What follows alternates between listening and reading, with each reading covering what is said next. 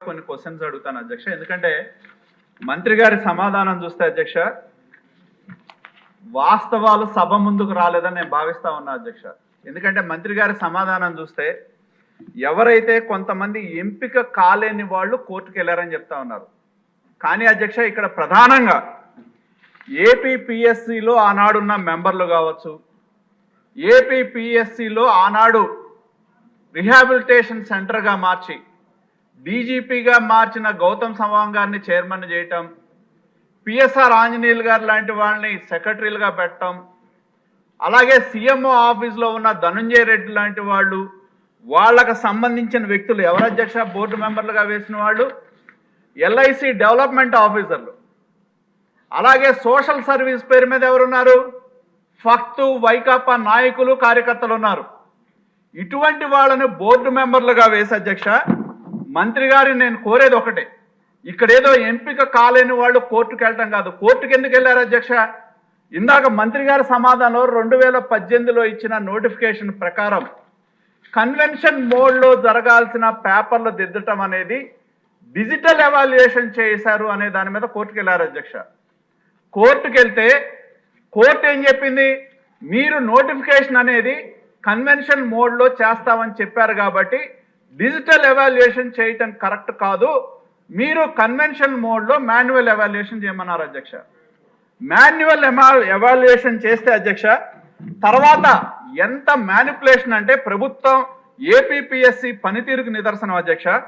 Manual evaluation చేయమని చెప్పి court ఆదేశం ఇచ్చి దానిలో 1/10/2021 ఆదేశం ఇస్తే అధ్యక్ష ఎన్ని నెలల్లోపు చేయమన్నారు? 3 నెలల్లోపు చేయమన్నారు అధ్యక్ష. కోర్టు జడ్జిమెంట్ కోర్టులో కామెంట్ చేశారు అధ్యక్ష, changes in the rules of game after game was started.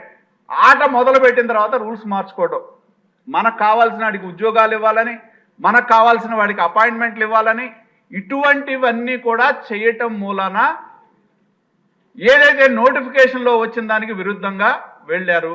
ఆ విధంగా చేశారా? నోటిఫికేషన్లో కన్వెన్షనల్ మోడ్లో మాన్యువల్గా చేయాల్సింది డిజిటల్ మోడ్లో ఎందుకు చేశారని చెప్పి నేను మంత్రి గారిని అడుగుతా ఉన్నా అధ్యక్ష. కోర్టు ఆదేశం వచ్చిన తర్వాత మళ్ళీ మాన్యువల్ చేశారు అధ్యక్ష.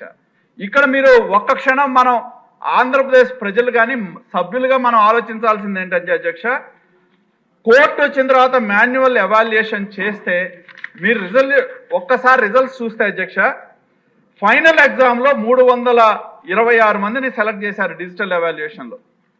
దాన్నే మాన్యువల్ ఎవాల్యుయేషన్లో చేస్తే అధ్యక్ష 326 మందిలో ఎవరైతే డిజిటల్ ఎవాల్యుయేషన్లో సెలెక్ట్ అయ్యారో దానిలో 202 మందికి ఎలిజిబిలిటీ రాలా. ఒకటి అంటే 60%కి రాలా. రానప్పుడు ఏం చేయాలి? రీవెరిఫికేషన్ చేయాలి, చేయలే. అదేవిధంగా అధ్యక్ష మనం తెలుగు గురించి మాట్లాడతాం, తెలుగు భాష గురించి మాట్లాడతాం, కానీ ఎవరైతే దానిలో క్వాలిఫై కాలేదో 80% మంది అంటే 326 మందిలో 62% మంది మాన్యువల్గా చేస్తే కాల డిజిటల్లో అయ్యారు, మాన్యువల్ కాల. అలాగే ఎవరైతే మొదట తెలుగులో 326 మందిలో సెలెక్ట్ అయ్యారో 80% మంది మాన్యువల్ ఎవాల్యుయేషన్లో సెలెక్ట్ కాల. అంటే దీని అర్థం ఏంటి అధ్యక్ష? అసలు ఏపీపీఎస్సీకి ఉన్న ప్రతిపత్తి ఏంటి, ఏపీపీఎస్సీ యొక్క నిబద్ధత ఏంటి అనే దానికి ఖచ్చితంగా ఒక ప్రశ్నార్థకం అధ్యక్ష. నేను ఇంకోటి మంత్రి గారిని అడుగుతా ఉన్నా, ఏదైతే హైకోర్టు జడ్జిమెంట్ వచ్చిన తర్వాత ఆల్రెడీ ఒక మాన్యువల్ ఎవాల్యుయేషన్ జరిగింది అధ్యక్ష. డిజిటల్ ఎవాల్యుయేషన్ చేయకముందు మాన్యువల్ ఎవాల్యుయేషన్ చేశారు. చేసినా కూడా దాన్ని కప్పిపుచ్చి కావాలని తమ వారిని సెలెక్ట్ చేయడానికి డిజిటల్ ఎవాల్యుయేషన్ కానీ మాన్యువల్ ఎవాల్యుయేషన్లో అవకతవకలు జరిగినాయి. ఏదైతే దానిలో ఓఎంఆర్ షీట్స్ పెట్టారో ఎడిషనల్గా ప్రింట్ చేయించి తమకు కావాల్సిన వాళ్ళని ఎంపిక చేసుకోవడానికి వాటిని ప్రశ్నాపత్రాలకే ఎలా అటాచ్ చేయడం జరిగింది. ఇది ఒక పెద్ద స్కామ్ అధ్యక్ష, 300 కోట్ల స్కామ్ ఇది. ఆంధ్రప్రదేశ్లో నిరుద్యోగ యువతతో గత ప్రభుత్వం జగన్మోహన్ రెడ్డి గారు ముఖ్యమంత్రిగా ఉన్నప్పుడు సీనియర్ ఐఏఎస్ ఆఫీసర్లు, సీనియర్ ఐపీఎస్ ఆఫీసర్లు ఉన్నారు అధ్యక్ష. చివరిగా నేను డిమాండ్ చేస్తా ఉన్నా, గతంలో ప్రతిపక్ష నాయకుడుగా మా నాయకుడు జాతీయ అధ్యక్షులు చంద్రబాబు నాయుడు గారు ఉన్నప్పుడు అధ్యక్ష దాన్ని ప్రజల ముందు ఒక డిజిటల్ ప్రజెంటేషన్ వేశారు. ఏ విధంగా దీనిలో పేపర్లు దిద్దే దగ్గర నుంచి అక్రమాలు జరిగినాయో ప్రజల ముందు ఉంచారు అధ్యక్ష. మరి ఆ రోజు మేము డిమాండ్ చేశాం, ఎందుకంటే సీనియర్ ఐపీఎస్ ఆఫీసర్లు ఉన్నారు, తర్వాత ఏపీపీఎస్సీ సెక్రటరీగా ఉన్న ఆయన ఇంటెలిజెన్స్ డీజీ అయ్యాడు, ఇటువంటి సీనియర్ ఆఫీసర్స్ ఇన్వాల్వ్ అయ్యారు కాబట్టి సిబిఐ ఎంక్వైరీ కావాలని చెప్పి ఆ రోజు మా నాయకుడు చంద్రబాబు నాయుడు గారు ప్రజెంటేషన్ ముందు వేస్తూ కోరటం జరిగింది అధ్యక్ష. అలాగే మా యువ నాయకుడు నారా లోకేష్ గారు కూడా జాతీయ జనరల్ సెక్రటరీగా ఏదైతే దీని మీద జరిగిన అవకతవకల మీద సిబిఐ ఎంక్వైరీ కావాలని అడిగారు.